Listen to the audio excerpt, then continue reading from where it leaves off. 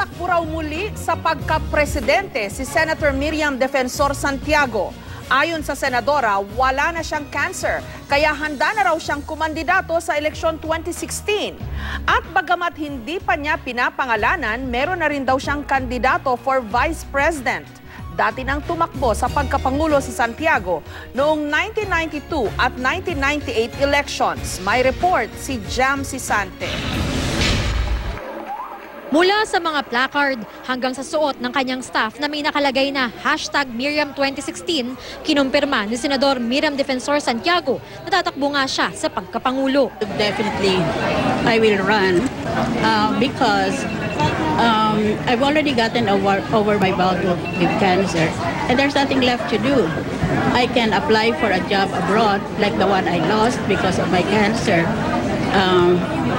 But I think since I have served the government from the very beginning, I will end my career here.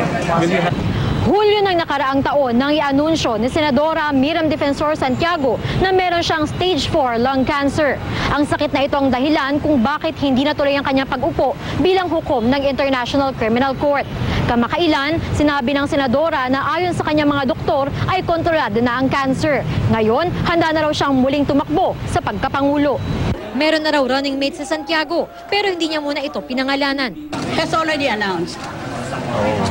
So, we will be running together. I cannot give the answer because his wife might scold him. Dati nang tumakbo sa pagkapangulo si Santiago noong 1992 at 1998 elections. Sa event kanina para sa kanyang librong Stupid is Forevermore, pinasalamatan ng senadora ang kanyang mga taga-suporta. If I become president sometime in the very near future,